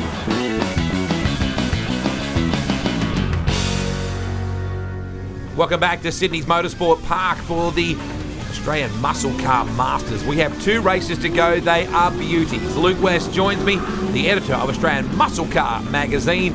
And there are some wild-looking bits of kit out here. And you talk about wide-diameter tyres, Lukey, and big horsepower. This is what we got here. Yeah, this is rewinding to the glory days of the pony car, the TransAm series, the famous category in the US, and legendary tracks over in the States. I just noticed John Bauer's autograph on the dashboard of the 10K car just then. As well as we take a look at your grid, we have Pontiac Firebirds, Ford Falcon Sprints, Ford Mustangs, as you said, Chevy Camaro, so a little bit of everything, but plenty of grunt as we ride on board. The Valvoline onboard camera for Shannon O'Brien, the O'Brien Motorsport entry. Looks like we're going to be a rolling start for this one, Luke. We are indeed, and this field, massive horsepower about to be unleashed. Shannon O'Brien and the Pontiac Firebird to lead them away. Oh, very good launch off the second row just then. They make their way down the main straight into turn 1. 2 car, this looks spectacular. Shannon O'Brien, the O'Brien Motorsport Pontiac Firebird, is your leader. We go on board with Johnny English in the English Motorsport entry. Oh, John's been on the scene for a long time. He won't like me saying that, but Bathurst 1000 competitor and one of the principals of this fantastic category. Brett Curran's 52 car looks wild as well, doesn't it? Throw in the number 20S car just in there. We need to clarify who the 20S is, as we see the 55 of Russell Wright charging hard. It is indeed Ian Palmer. It was his other car, the Cuda, he didn't bring, but he's aboard another machine today. Very nice. So many turns lock to lock in these cars, isn't there? You really do have a handful with them, and so much horsepower on such a big wide tyre. They're a real handful. The Anglers Meets entry of Curran in that good little battle with the 55 of Russell Wright. Whoa, not too hard to step him out either, is it? Just saw then Shannon O'Brien nearly lose the lot. Now, where is Charlie O'Brien? Well, he was competing earlier this weekend, and in one of the first races for the TransAm cars, unfortunately broke a shock absorber, and would you believe that caused other massive damage, including holing the radiator. That's a shame, because Charlie is still an outstanding wheeler and a lot of experience, that's for sure. Still pretty handy in a V8 ute too. He's driven a fair bit over the last few years in V8 utes whenever he's had an opportunity come up as well.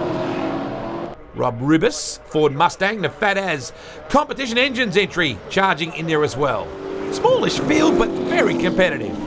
Yeah, a tribute series to the glory days of TransAm, the pony car wars between Mustang, Camaro, Firebird. and the challengers. And as we look at the car, number 52 of Brett Curran. I thought that was going to end up very, very pear-shaped. Just got that 55 in his gunsights of Russell Wright, the Mustang, the 5-litre. That thing at Palmer's does look pretty sexy. The 20 car, big numbers, big tyres, big horsepower. Lots to love about this class. Brought to us by Valvoline, the Australian TransAm Trophy Race. We've seen the Mustangs dominate this category over its first 3 or 4 years. It had its origins in Queensland, still races predominantly in the Sunshine State, with 1 or 2 outings outside of Queensland each year, including to the Muscle Car Masters. Mustangs have dominated, but in recent years, Wade, the Pontiac Firebird have been competitive. Indeed, Charlie O'Brien is the new champion. This is a non-championship race for Trans Am, but at the completion of the points-paying rounds, it was the veteran Charlie from Holden Dealer Team days, remember, in the Tirana, who's still racing on and winning championships today. Here's a replay of the start from John English's point of view. And just a great start, but then denied. The 2-car of O'Brien just squeezes back in, and you saw then Curran. So he might have just bogged down a bit on the start, the 52 just then of Brett Curran, and that's where we saw Palmer trying to sweep out to the outside and almost had the 11-car of John English squeezing through in the Pontiac Firebird. Look out the back of O'Brien's car. Oh yeah. Bit of a push. He's grabbing all sorts of gears then, wasn't he? Yeah, runs wide. So Shannon is the nephew of Charlie O'Brien, who we've been talking about, and new to this championship in the last 12 months. You don't want to put a tyre outside this racing track. You get yourself in all sorts of trouble.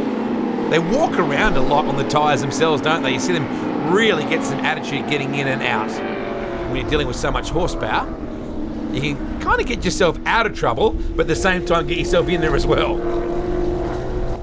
Sydney Motorsport Park for the Valvoline TransAm, the Australian TransAm race. I noticed too in the list Shane Wilson, the Ford Mustang, colour listed as school bus yellow. Yeah, it's very descriptive. It immediately puts that colour in your mind as we look at the 55 car of Russell Wright. Are they running a control tyre or anything like that with these cars, Luke? I've got to tell you, I need to do my homework on that one. I'm going to throw that one at you just randomly. palmersteel.com.au sponsorship. Oh, again, a couple cars right on the ragged edge. O'Brien fires up the inside on English and puts that move on. Oh, geez. I don't think the lap times are too impressive, but who cares? They are really getting these things tailored. Yeah, John English there. Remember the year 84 at Bathurst in the midnight blue, very dark blue Falcon XD, and coming down the mountain punched a big hole in the wall going over Skyline. Still racing it. How old are you then? I was 13. I was about 10. Yeah, but you still remember it like it was yesterday.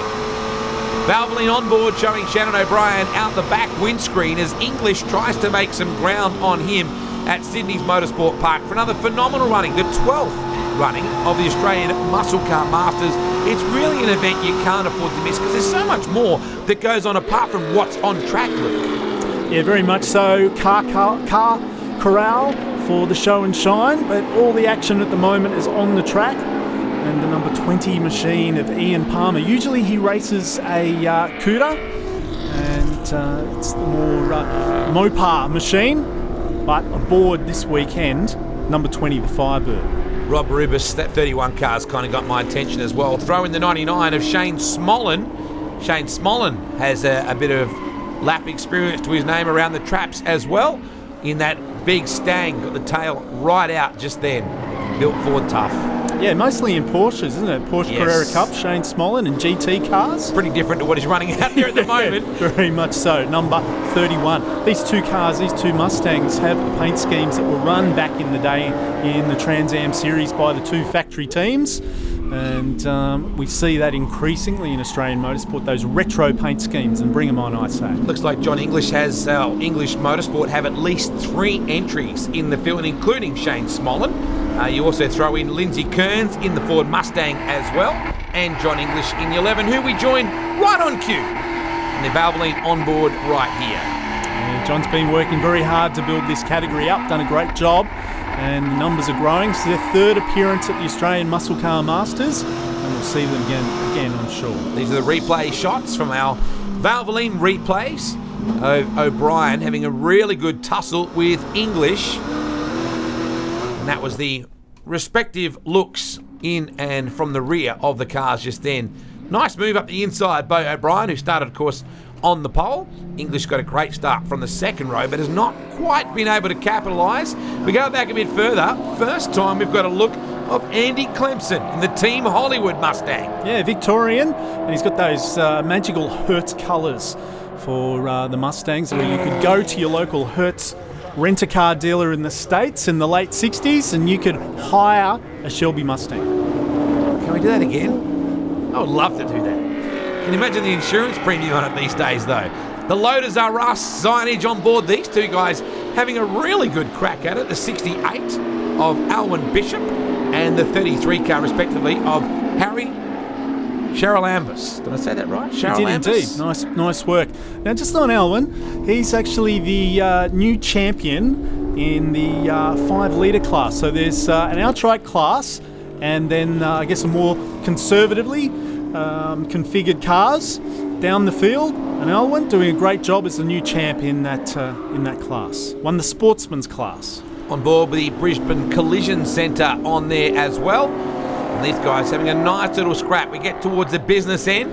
For a split second, it looked like a bus had driven onto the circuit then, like it was the movie Speed for a second there. But it was actually one of the pedestrian vehicles moving around the perimeter of the circuit. As we get to the business end of the Valvoline Australia TransAm Trophy Race here at Sydney Motorsport Park for the Australian Muscle Car Masters.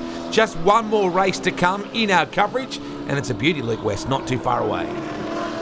So we're looking at Rob Rubis. He's a local lad in the Fat Ass Competition Engines Mustang, leading Shane Smolin in the car that's actually owned by John English.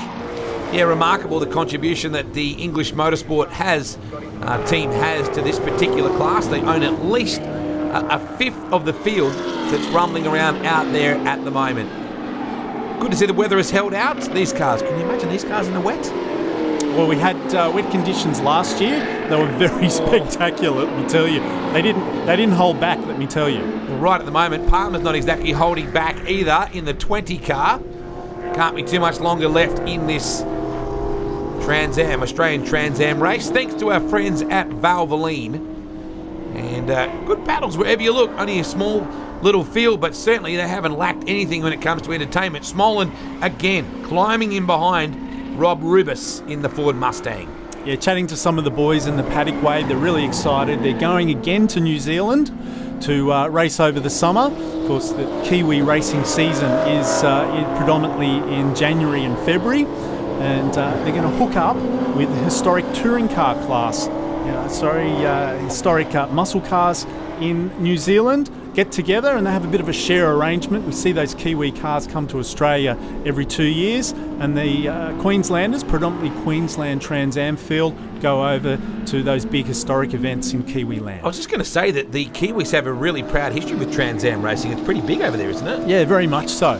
So echoed what we had in the early 1970s with the likes of the Alan Moffat Boss Mustang. So ex-TransAm machines came to Australia and raced for the Australian Touring Car Championship in the early 70s, and also came to New Zealand, also other cars. So they've got a bit of a parallel history in New Zealand.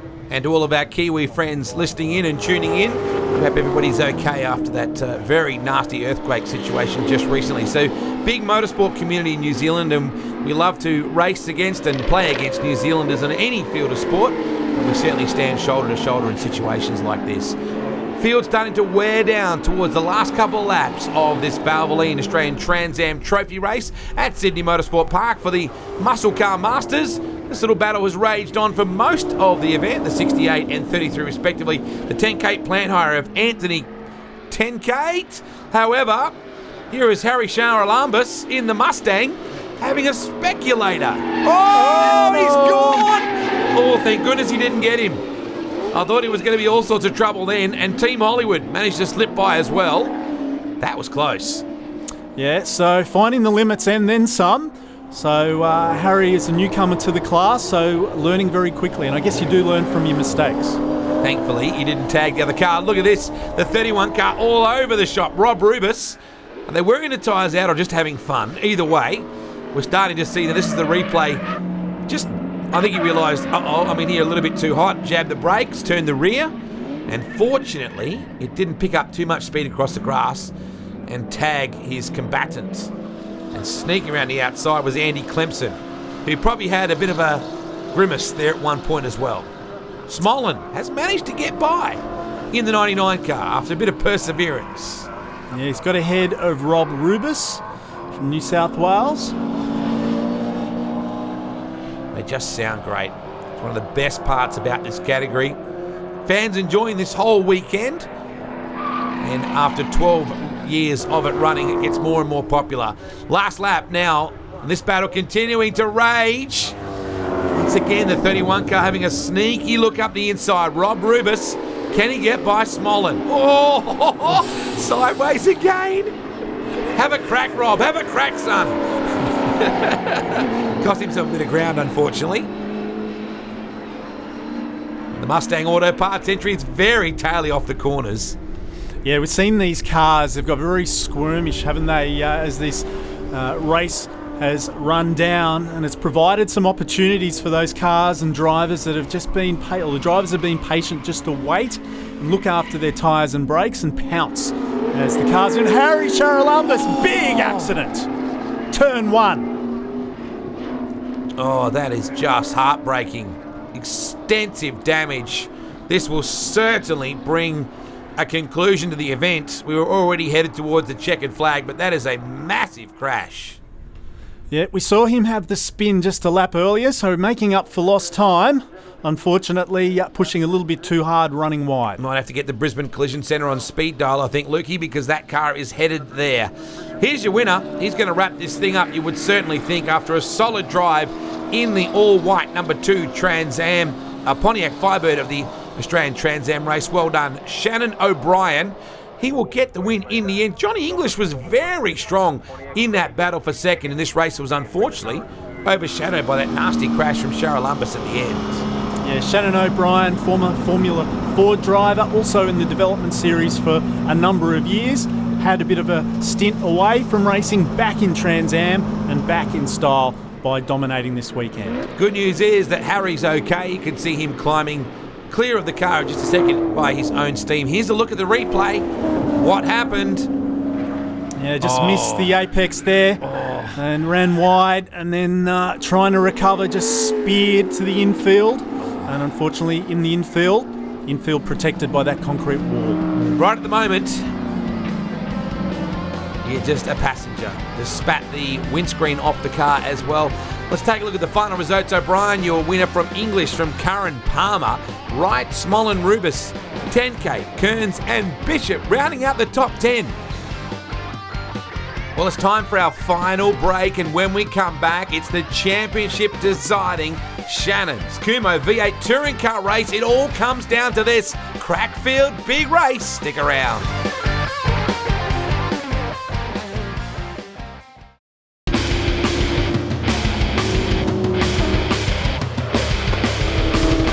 Final part of our coverage for the Australian Muscle Car Masters here at Sydney Motorsport Park, and a huge thanks to our friends at the Australian Racing Drivers Club, who have been instrumental in pulling off this enormous event once again this year.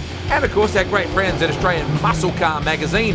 New issue is out now, features the 66 clickety-click call to arms, the big 3 at the dawn of the muscle car era on the front cover. Grab yourself a coffee. It's got Luke West's blood in the ink. Let's turn our attention now to the final racing of the weekend. The Kumho V8 Touring Car Series, brought to us by our friends at Shannon's Insurance. Now, Luke West, we're about to show highlights of the earlier event. Taz Douglas and Tyler Greenbury. That's the points coming in the previous round. Was at Phillip Island. Greenbury must finish in front of Taz, and it didn't get off to the way he'd planned. No, it was Josh Smith who got off the line and into the lead and really led a merry dance to the field. There's so many great young talented drivers in this class of racing, and you don't think they were going after it. Have a look at some of the battles further back in the pack, just on the opening lap right here. So Douglas, if he finishes in front of Tyler, he will pretty well wrap up the championship. Josh Smith, he bolted in that Brad Jones Racing entry. Very, very quick cars and a huge series too, Luke. Yeah, well, it's sheep stations, isn't it, for these young guys that want to climb up the ranks as such, and they see this as a stepping stone, which it is, to supercars competition. Gary Jacobson was extremely quick in the McQueen electrical entry. His dad, Peter Jacobson, was one of the greats of Australian modified sedan speedway racing, and Gary is actually racing sprint cars as well in his spare time. Now, here is Douglas under a bit of pressure just then from Evangelo, and just squeezing by. Now Taz realising, I don't need to do anything silly. Great result for Smith. He gets the win. Even better result for Taz, wrapping up the championship, finishing ahead of Tyler. So now Taz gets to have a bit of fun. Yeah, and I reckon he'll want to win it anyway, because you know how competitive he is. The SA Racing Logistics, number 45, on screen right there. It looks like he's having a bit of fun already. Let's take a look at your grid right now as they line up for the final race of the championship. Josh Smith and Gary Jacobson on the front row. Michael Anderson and Tony Evangelo, Taz Douglas and Jack Sipp. Tyler Greenbury and Chris Snapper-Smurden, John McCorkindale, Jim Policina, Michael Caine, Warren Millett, Isidoro Ambrosio out of Western Australia, Shane Hunt, Simon Ermazides. Oh, big smoke off the line just then, Luke. And sure enough, Taz Douglas, he wasn't taking risks before. Now he is. He wants to get to the front and win and go out series champion in the greatest possible way. That could have been a huge wreck on the main straightaway. Jacobson is your leader. The Victorian out of Shepparton. Oh, Evangelo and Douglas nearly getting together if they actually didn't into turn number 2. And this huge field, exceptionally competitive, as you see the dial before your dig car, just going by Jim Policina, a bit further back in the order. So this big field, final round of their championship, we have a new champion, and as we so often see, gets a little bit scrappy, doesn't it, in the final event of the year. Taz Douglas on board with the new champion right there as he tries to wear down Gary Jacobson. This class, Luke, very important. It's given these cars a place to go, and what a home they've found. Yeah, you can politely say that it's for drivers on the way up, cars on the way down. That sounds a little bit harsh, but these are the cars that the front-running teams in the Supercars Championship, or in the V8 Supercar Championship, just a few years ago, were running, so now being used to train the stars of the future. And there's guys too as well that are sort of hardened veterans of the games, like Gary Manell and Steve Briffer and Warren Millett and guys like that, who just want to enjoy their motorsport on the weekend in an affordable manner in that sort of form of supercar racing. That's right, so some businessman racers out there, and the likes of Tony Evangelo have been on the scene in supercar racing for a long, long time. John McCorkindale in the dial before you dig entry. And Luke, you've got some of the history from these cars. They've all had relatively famous homes at one point. Yeah, no surprise that these teams in the V8 Touring Car Series, they want to buy a car with a bit of heritage. There goes Josh Smith down the inside, but looks like he's going to lose a position, is he, to John McCorkindale. Great little battle. He held on. Nice work. As we see McCorkindale in that dial before you dig car. Let's take a look at Tyler Greenbury, for example, the young guy that came into the game second on the points behind Taz Douglas. It's the ex-Pro Drive Racing Australia car, so again, just a bit of heritage right there. As we see the number 14 car of Josh Smith, and we'll come back to that point in a moment. Here's this massively successful start for Taz Douglas. He picked up about 3 rows out of that. Beautiful start. Evangelo followed him through in the Lubramax car. Unfortunately, we didn't have a wreck out of all that. Oh, that was close right then as well. Corkindale just gently feeding it in. That could have got really ugly. Smith out of the Brad Jones stable. As we see Caine and the Massel. Quality you can taste, number 23. Yeah, the VZ Commodore there. So one of the mid-range cars in terms of its past in this field. Jack Sipp just going by in the Uni-Chip car as well. Michael Caine were on board for Shannon's Insurance. They are clocking some significant speed down into turn 1. Really good mix of youth and experience. Some great quality cars. We'll see the Irwin Tools entry. Under a lot of pressure here, Chris Smurden out of South Australia. Man, he's done a lot of laps over the years. Yeah, he was in the earliest of the V8 supercar racing back in the early 90s, before it was called V8 supercars, when it was 5-litre touring. So been around for a long time, dating back, Chris Smurden, to the Group A era. And went into V8 Utes as well, and certainly been heavily involved in the Clipsal 500 as well as Michael Caine, not to be confused with the very famous actor of the same name. Got it all out of shape. The Italian job's been a bit of a theme of this race meeting, hasn't it? Oh, geez, the boys are going after it. You said before about the final race of the season. Smurden off the racetrack, gathers it back up. Now comes Sip. That was more of a gulp, straight up the inside. Big pass. I'll tell you what, Kane's not done with him yet though. Oh, feed the power on very gently there. We come back to this battle up the front. Yeah, Josh Smith, in winning the earlier race, he created a little bit of history in that winning that event for Brad Jones Racing. That team has now won races in all 3 tiers of V8 touring car and supercars competition.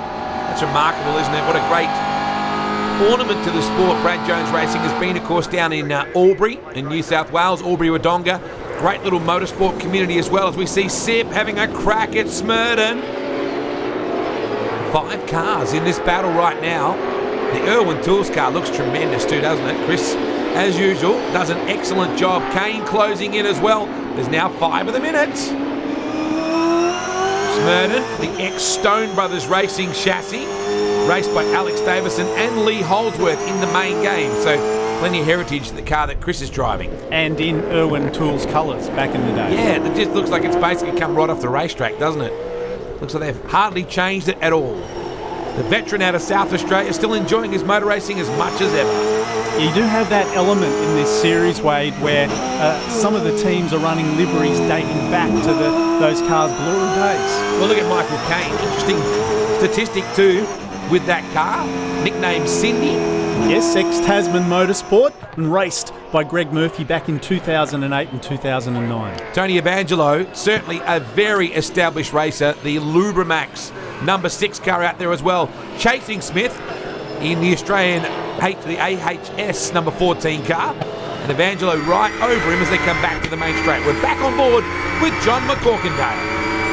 Gee, Dale, before you did's been involved in Australian motorsport for a long, long time. Car 69. Jacobson has just checked out at the moment. Taz Douglas still locked in that second spot. We take a look back once more at the Unichip car. All over the back, and Smurden gets a big wriggle up. Here comes Sip, thinking about the inside groove. Can't quite get it done. Caine is in there as well. Still a 5-car battle. Really good race. Shannon's Insurance bringing you the final race of the Kumho series, and it has been a great championship once again. Again, mate, Smurden, he's just a clever driver. Been around a long time. He'll say, do what you like, you're going to have to earn it. Oh, Caine! Oh, that was very, very, well, enthusiastic. Let's just put it that way. Having a go. He's probably getting a bit frustrated that Sip can't seem to get by Smurden, so he just stepped it up a notch. Yeah, a few wheels being put off into the dirt now, and the boys getting very, very willing. Here's a look at it again, once more, the Shannon's replay. Caine hooking right in there. Oh man, that could have been so ugly. He's got all sorts of things going on inside that car to pull it up just in time. And it's getting busier and busier by the second. Snapper. Well, Chris Smurden has got a mirrorful of these rivals right now. Back on board with Caine. And this squabbling is bringing Jim Policina into the battle also. You can see the McDonald's logo on the bonnet of that Commodore. The ex-Tasman Motorsport Commodore nicknamed Rachel, raced by the late, great Jason Richards back in 2008 and 9. Caine to the right-hand side, the number 23 car, all over the back of Sip in the Unichip car. Oh, man. Get the feeling that the tyres are a little bit second-hand on Caine's car, or he's just tossing it around. Either way, it's good to watch, and they're all joining in close here. echoes of Tasman Motorsport. That's a real theme, isn't it? Lots of Tasman Motorsport cars back in the sprint gas days. Wow, didn't Sip run wide there. That's why Kane was able to slide through. But he came back nicely on the outside. That's the beauty of turn 2. If you run wide in 2 and you can hold it on the inside in 3, you may get the corner back.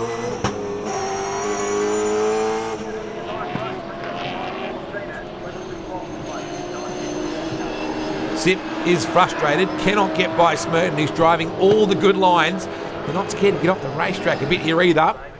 Final race of the weekend for another successful running of the Australian Muscle Car Masters. And if anything, Chris has gotten away a bit here. He has. The squabble behind them doing him a big favour. And it looks like he's been driving a little bit cleaner than the other drivers too, so his tyres and his brakes will be in better condition to enable him to fight at the end of this race. Gee, they pull him back in through turn 2, don't they? Sip gets in nice and close. If anything, they probably gapped the 2 guys behind in this 3-car battle. So maybe Policina has dropped back just a little further. Shannon's Insurance bringing us the final Kumho Tyres Australian V8 Touring Car Series round and race. So Sip now doing a good job, just lying in behind there, putting the pressure on, trying to find a way past. What's he got? Oh, up the inside. Sip had a crack. He got by Smerton, and Kane's thinking, I've got to get by as well. It's almost like when someone lets you in traffic. You just got to get in behind the guy that did it. And now Kane is trying it as well. Otherwise, you get to work 10 minutes later. Here's this race out in front. Douglas just then, and the Edge car just in behind. So Taz Douglas under a lot of pressure now. The new champ to the right, and Tyler Greenbury in that Edge car. So Holden versus Ford battles going on here. And what a good race this is. Tyler Greenbury, can he make it work on Douglas? Superb pass. Oh no! Oh, they kept it together. Wow. That could have been a whole lot more ugly than that. Well, it might get a little bit more ugly. As you see with Taz Douglas has got the guard rubbing on the tyre now through the left-handers. Now imagine if this had happened in the previous race when they were still battling for the championship. That would have been even more controversial. The 2 guys that got together were the 2 protagonists for the championship when we came into today. Now Tyler, was there contact then? Yes. So contact getting in with Tyler trying the outside groove, and he and Taz made contact there. There, is it? Yeah, there it is there. So very fortunate for Tyler that Douglas's car was still there and straightened him up. Wow. Here's a look at it. Boom. There it is. Tyler almost had time to wave. Not that there might have been all 5 fingers on the hand he waved with, but either way, frantic stuff, and they're still going at it. There might be smoke coming off that tyre, but for the moment, it's still okay, Luke. So Josh Smith now ducks down inside the wounded car of Taz Douglas. And what's happened to Greenbury? Maybe some damage. He's further back, right there with the Lubrimax car of Evangelo. So we're right on board with Taz Douglas. And he somehow, miraculously, got out of that incident a lap earlier. So we've got the unusual situation, Wade, of a car that looks wounded faster than a car that actually looks okay after that incident. Yeah, it might have been something a bit more structurally damaged, or perhaps a tyre issue with our guy that originally, I thought it was going to be a great pass on the outside. Really, Tyler just about pulled off a blinder of a manoeuvre, but you can see now the sting has certainly gone out of Taz Douglas's THR development entry. Kane has not been able to get by Chris Smerton. Chris showing that just because there's a bit of snow on the roof doesn't mean the fire's gone out. On board now with Michael Kane as he tries to zero in on the Irwin Falcon in front. Oh, Snapper runs a little bit wide just then. Allows Kane just a bit of a teaser. I always associate that power-built name with Jason Richards on the front splitter. So the nickname of Snapper for Chris Smerton, where did that come from? You know what? I have no idea. I just know it got certainly attached to him with his V8 Ute racing days. And as you know, didn't necessarily have to have a significant link to a nickname in the V8 Ute category. It was just part of your entry. All right, they're second in the championship, car number 13, ahead of the Lubrimax car, Tyler Greenbury. Yeah, and that was Evangelo just in behind him as well. So it's certainly been an incident-packed final race of this series. It's all come down to this. Taz Douglas will be crowned the champion regardless, but a little bit of argy-bargy between him and Tyler. Be interested to see hear the dialogue between those two at the end of the day's racing. We're getting towards the business end of it. Crowd has certainly enjoyed this. Michael Caine perhaps is a little bit sick of the Irwin Tools logo. What do you reckon? I think there's a fair chance for that. Here's his opportunity, but he has to go around the outside. Is he able to do it? No. Not ideal, but he's got to have a go. Oh, Michael, a bit frustrated with Chris Merton then. Just saw the hand come off the wheel, and yeah, so Caney getting a little bit frustrated trying to get by the South Australian veteran.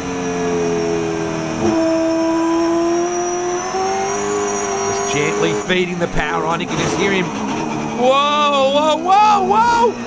I'm a bit worried this might go a bit pear-shaped, Luke. Yeah, I think the Irwin car of Smurden now has a target on it. Last lap. This is Evangelo with the Lubrimax car, and right in behind him, McCorkindale in the dial before you dig car. So there's been a bit of feeling in a couple of different places as we look to wrap up this championship. The ex-Stone Brothers racing machine there for Tony Evangelou, the Ford. It was actually a car that raced in Irwin Tools colours by Alex Davison and Lee Holsworth. McCorkindale digging, dialing, doing all those things and trying to get by Evangelo in the Ford. And a pair of the Henrys right there. This guy has been supreme. Out of Shepparton and Victoria, Gary Jacobson will win. There's the GW Racing sticker on the back for Graham and Wendy Earhart, actually in Toowoomba, the folks that prepare his sprint car when he goes racing as well. Great job for him. And Taz Douglas survives a bruising encounter, Luke.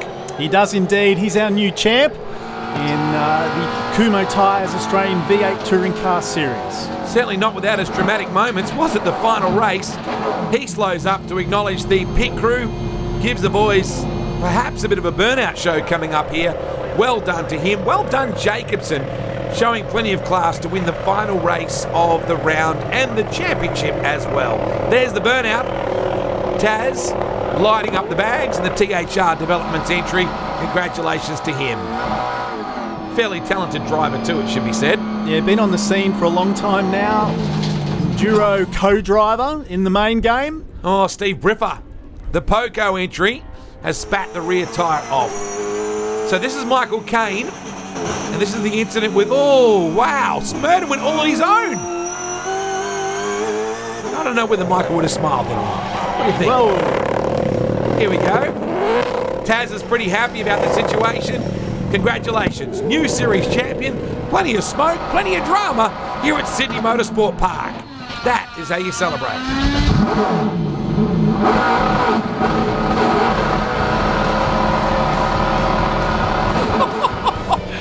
See the red line inside the dash? It's not exactly sparing the horses. Congratulations, Gary Jacobson gets the win. Well done, Josh Smith. Douglas was third. Greenbury, Evangelo, McCorkindale, Anderson, Sipp, Caine and Jimmy Pollicina rounding out the top 10. Yeah, really good. It's been a great year with the THR boys. We were going to just do the first round, but yeah, we won that and decided to do the whole year. And it's been a fantastic year. Awesome fun racing with all the other guys in the championship. In the last two rounds with Gary coming on board with his car's pretty fast, so he's certainly shown me up in the last two rounds, which hasn't been good, but we got the championship done pretty early, so it was awesome. So let's take a look at the final V8 Touring Car Series Championship points, and Taz Douglas, congratulations, the winner over Tyler Greenbury. Josh Smith, a lively third, and Jim Pollicina was fourth overall and the winner of the Privateers points as well. Chris Smurden rounding out the top 5. That's all we have time for on today's program. Hope you enjoyed all the action from the Australian Muscle Car Masters. And if you'd like to purchase the DVD with special bonus material as well, check out Australian Muscle Car Magazine. On behalf of the team, Luke West and myself, it's Wade Orn just saying we look forward to seeing you next time.